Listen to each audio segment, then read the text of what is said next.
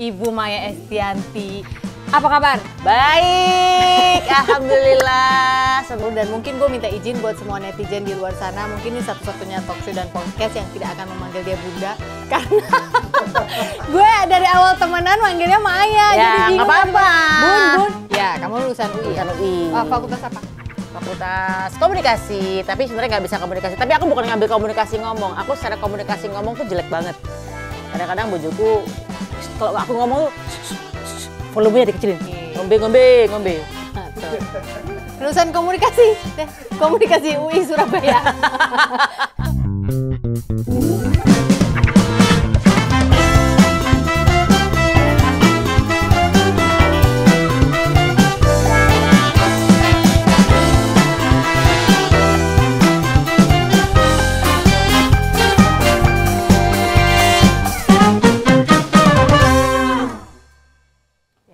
Guys, kalau kita ngomong melodyne, autotune dan segala macam, nggak berarti kalau nggak bisa nyanyi sama sekali terus mendadak jadi bagus ya. Nggak gitu juga. Nggak gitu juga. Ya. Itu harus punya materi vokal yang bagus juga dan teknik yang bagus juga ya. Iya, tetap harus ada materi vokal yang benar, cara nyanyi harus ngerti. Itu tuh kayak cuma benerin ujung-ujung dikit-dikit gitu loh, guys. Sedikit lah gitu. Ya, jadi kalau mau jadi penyanyi tetap harus latihan ya. Iya. Jadi jangan dipikir, oh enak nih, bisa instan ada apps itu gitu. Iya. Nggak gitu juga. Nggak gitu juga. Kita pakai filter-filter gitu di sosmed terus bisa langsung pakai alis gitu kan enggak ya. Betul. Iya kan? Iya. Harus karena kadang-kadang yang nonton masih muda-muda terus berpikir, "Oh, bisa nih gue nyanyi aja cuek gitu." Enggak gitu juga. Nggak bisa gitu juga, nggak ya. Nyanyi kan butuh rasa, butuh teknik, butuh apalagi ya, butuh kemampuan lah, skill. Kerja sama Mama Pink kan susah nggak? Susah lah. Susah. Kalau itu udah pernah ngomong di podcast juga ya, dan itu udah diomongin juga di podcastku waktu itu ya. Tentang gimana salah pahamnya kita berdua nih gitu loh. Aku pengennya kepalanya jalan lurus, dia pengennya ke kiri. Nah nggak ketemu tuh kan, banyak nggak ketemunya. Pada akhirnya aku pas hamil, aku mau nggak mau nyuruh dia untuk mengundurkan diri. Itu jelas kalau itu. Oh, tapi dia nggak, waktu itu dia nggak marah ya? Marah nggak? Marah, karena mungkin kok tiba-tiba mundur gitu kan. Iya. Disuruh mengundurkan diri. Marah sih waktu itu, tapi ya udah mau gimana lagi, karena aku prinsipnya bahwa ini namanya ratu, jangan ada kasus. No drama. Dan waktu itu aku udah ngasih pilihan bahwa lu nikah aja deh. Ini udah pernah diomongin sama dia? Pernah diomongin. Karena gue suka takut gitu kalau ngomongin ini terus. Udah mana-mana ngomong gitu. Kasian sebenarnya ya Kak. Udah di podcast gue waktu itu udah klarifikasi gitu loh. Oke. Ya guys, kalau mulai klarifikasinya ke podcastnya Bunda Maya aja ya. Bukan di sini, kita nggak akan bicarakan hal itu. Pink, kapan main ke Sofina Pitos? Saya tunggu. Bukan buat klarifikasi, Pink, tenang aja. Buat ngobrol-ngobrol musik ya. Iya. Oke, jadi itu sama Pink jodohnya Ratu berapa tahun? 1,5 tahun. 1,5 tahun. Lalu abis itu sempat vakum nggak sebelum ke penyanyi berikutnya? Sempat. Lama? Aku tetap bikin musik, tinggal nunggu penyanyinya siapa nih gitu. Di saat-saat kayak begitu tuh seorang Maya Estianti yang begitu pede ini hilang nggak pedenya? Sempat hilang, sempat yang waktu itu kan aku belum terlalu spiritual ya. Waktu itu sempat yang namanya uang tuh is everything. Until today harus tetap everything ya, karena kita mati juga butuh duit ya, pemakaman juga butuh duit. Jadi ya money is everything, tapi bukan nomor satu buat kita lah. Tapi everything juga lah ya. Gitu. Tapi apa sih? Aku ngerasa bahwa waktu itu, waduh, ini gimana rezeki gue nih, gak ada penyanyi. Siapa nyanyi kan? Tapi untung hari itu aku kolaborasi waktu itu sama Tia Afi. Iya Sempet anak-anak Afi, aku kolaborasi sama penyanyi-penyanyi yang lain. Aku setiap manggung tuh aku ambil penyanyi lain untuk bareng sama aku gitu. Oke. Ini gue gak akan masuk ke dramanya nih Mai, tapi biar gue juga inget. Jadi waktu itu perpindahan ke Mulan itu kenal dari mana ya? Penyanyi Mulan. Itu dikenalin, sebenarnya waktu itu gue lagi nyari audisi lagi ya kan. Terus kalau nggak salah ada Didit, manajernya Dewa waktu itu. Oh iya. Kita minta tolong untuk dia nyari, kan dia kenal manajer band gitu. Terus dia kasih beberapa foto ke aku, terus aku pilih langsung. Ini gue mau yang ini. Foto, bukan suara? Foto dulu. Kan aku kan ngeliat looknya dulu. Secara ini kelihatan komersil apa enggak gitu. Baru setelah itu baru suara dong gitu. So, waktu itu kan kita waktu itu nggak dikasih demonya sama sekali, cuman aku mau ketemu yang ini gitu. Oke. Nggak tahu kenapa Tuhan kayak ngerakin hati gue pengen ketemu yang ini. Iya. Di foto. Iya. Terus manajernya bilang, bukan Didi Dada, manajernya dia bilang, jangan yang ini, aku kasih yang satu lagi aja. No, saya mau yang ini. What? Itu kayak, jadi udah kayak Tuhan emang harus mempertemukan aku dengan dia gitu. Ya udah akhirnya ketemu, aku audisi, aku datang ke kafe untuk lihat langsung.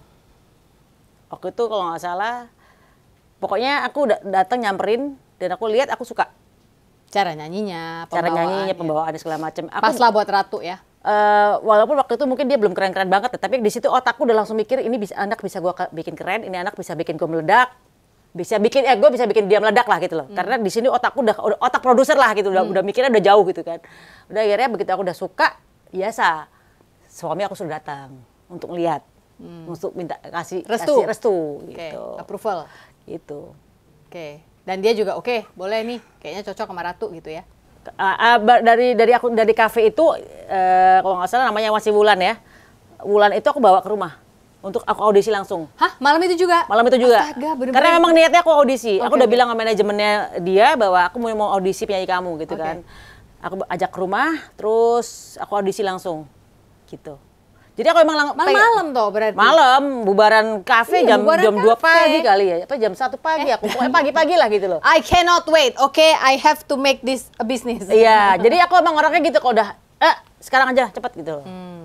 Oke, terus malam itu dengar suaranya dan segala macam lebih up close, kamu cocok untuk di Ratu. Untuk di Ratu oke gitu. Terus sempat aku bilang sama manajemennya Wulan waktu itu, dia bilang kalau nggak salah Kang Heri namanya gitu ya. Terus Kang Heri sempat bilang jangan yang ini, aku kasih lagi satu lagi deh. Enggak, yang ini tetap Eke ngotot. Keke. Tapi emang itu kayaknya memang udah gerakan Tuhan ya, takdir Tuhan ya gitu. Jadi aku dipertemukan dengan yang penyanyi kedua gitu. Oke, jadi itu berapa lama dengan penyanyi kedua? 1,5 tahun juga. Juga? Iya. Masa sih perasaan lebih lama deh, enggak ya? 2004 akhir sampai 2006 akhir.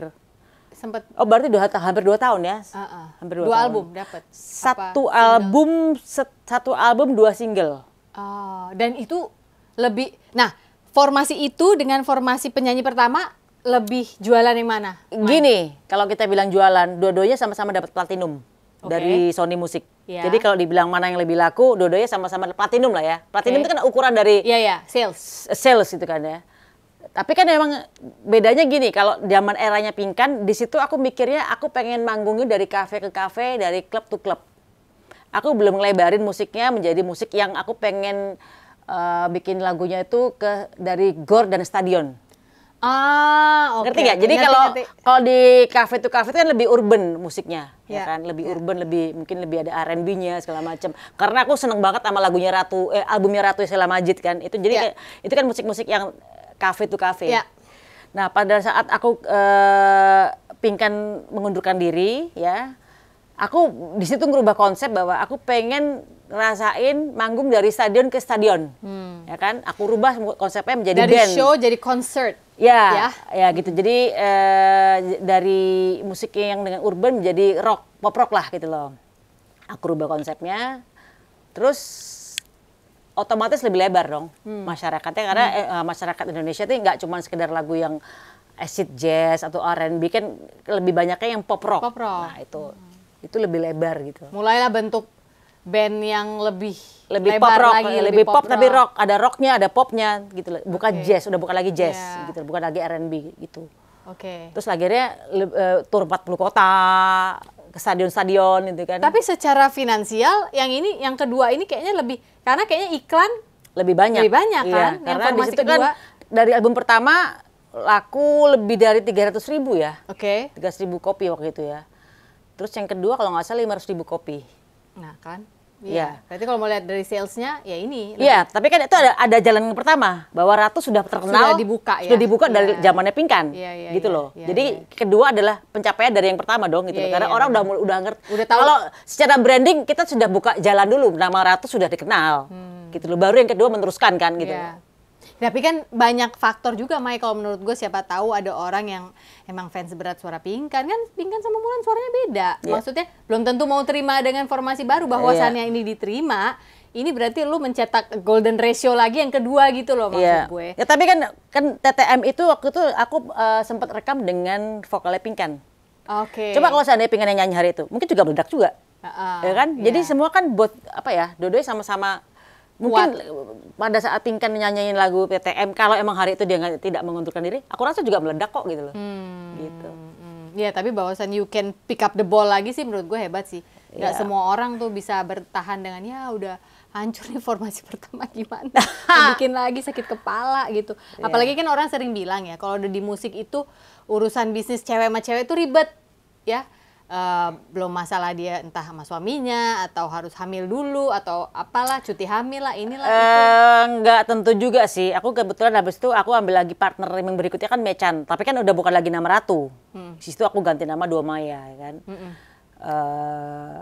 Karena aku juga kapok. Karena apa ya? Kenapa aku ganti Dua Maya? Karena Maya adalah Maya gitu loh. Maya adalah karena selama ini aku tuh sempat dapat kata-kata dari my ex itu bilang bahwa Ratu tidak akan besar kecuali tanpa mereka. Mereka tuh siapa? Penyanyi-penyanyi ini. Oke. Aku akan jawab juga, lu juga gak akan besar kalau nggak ada lagu gua. Ngerti gak? Jadi mereka penyanyi-penyanyi ini merasa bahwa Ratu ini besar karena andil 100% mereka. Aku bilang enggak. Kalau nggak ada lagunya kan ada lagu gue juga lo nggak bakal besar gitu loh. Nah akhirnya kenapa aku ganti Dua Maya supaya orang tahu bahwa lu gue yang bikin lagu, lu anak baru, lu jangan belagu ya gitu loh. Gitu aja sih.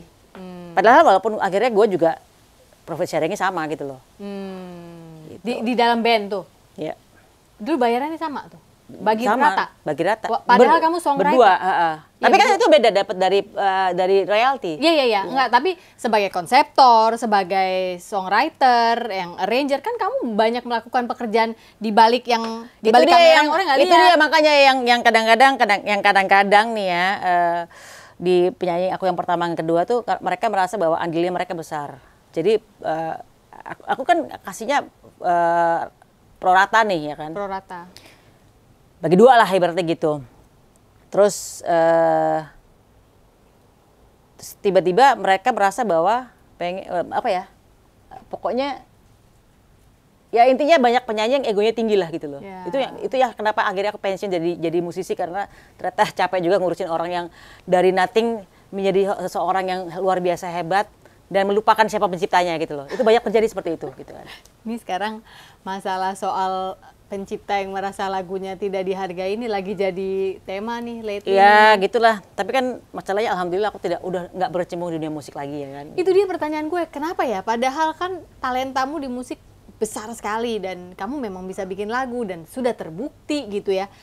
Konseptor juga kamu juara. Yang punya nama Ratu siapa sih? Brand? Aku.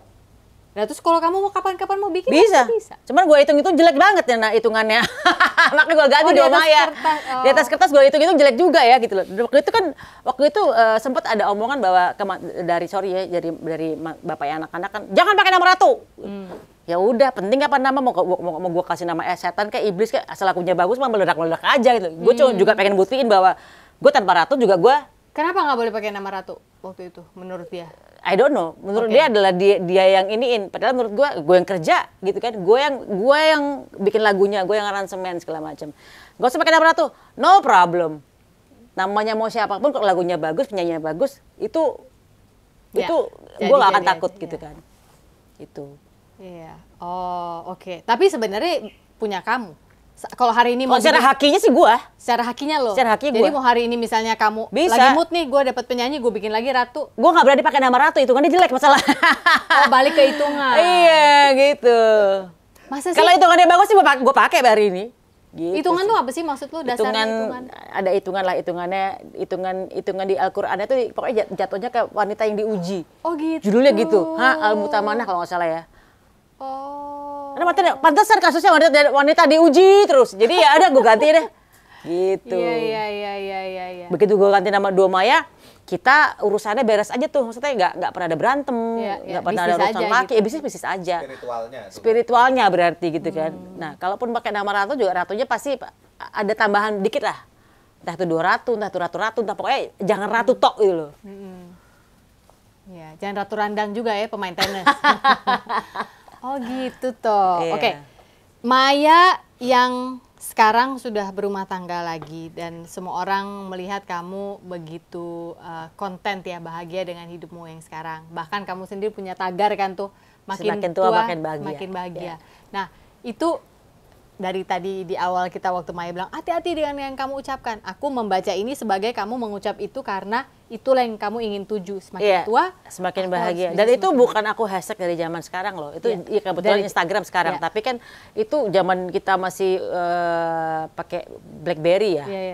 Itu pinnya pasti ada statusnya tuh, semakin tua semakin bahagia. Udah ada itu. Oke. Kenapa lu bisa berpikir ke sana? Apakah karena lu pernah lihat sebelumnya ada orang di usia produktif tidak bahagia menuju masa tua mereka? Waktu itu gue gak bahagia sih emang.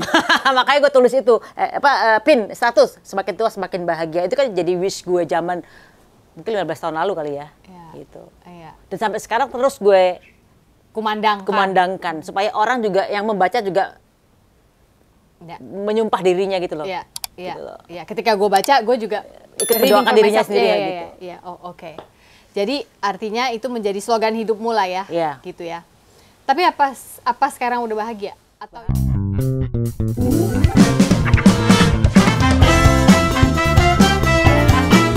bahagia menurut gue tuh kalau kita nggak direcokin suami. Banget.